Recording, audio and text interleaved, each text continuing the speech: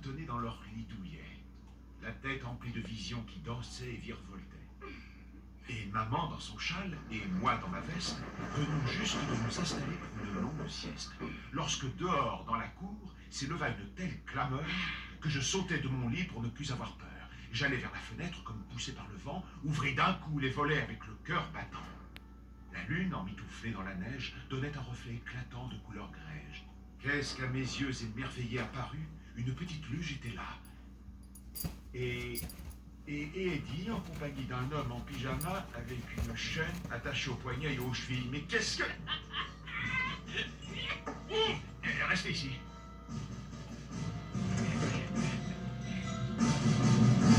Oh, oh, oh, joyeux Noël, Clark.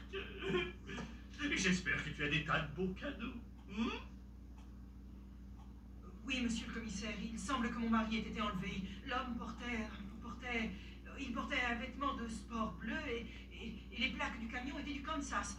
C'était un homme bestial, avec un ventre énorme. Je n'ai jamais de ma vie été traité comme ça.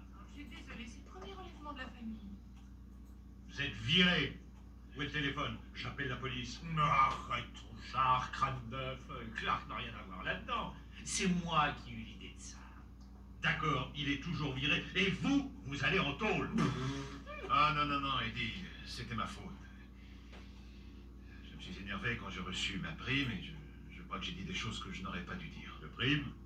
Comment avez-vous eu une prime? J'ai supprimé les primes cette année. Oui, merci de nous le dire. Moi, ce que j'attendais, c'était un chèque au lieu d'un abonnement à un club à la con. Ça fait 17 ans que je suis dans la boîte et j'ai eu une prime de Noël chaque année, sauf celle-ci. Vous voulez les supprimer? Parfait. Mais les gens comptent là-dessus comme une partie de leur salaire. Je dis que ce que vous avez fait, c'est simplement... Dégueulasse! Merci, Ross. Mon cousin par alliance, dont le cœur est plus grand que la cervelle, J'apprécie ce que tu dis, Clark. est innocent.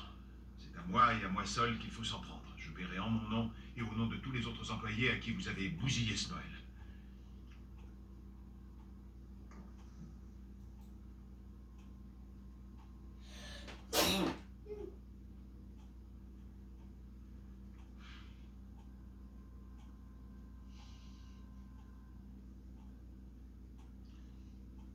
Oui,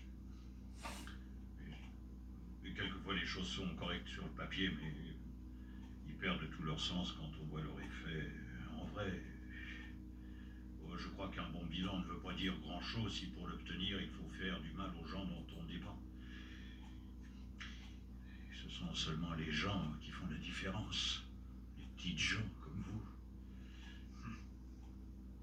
Donc, Clark, à la somme que vous avez eue l'an dernier, ajoutez 20%.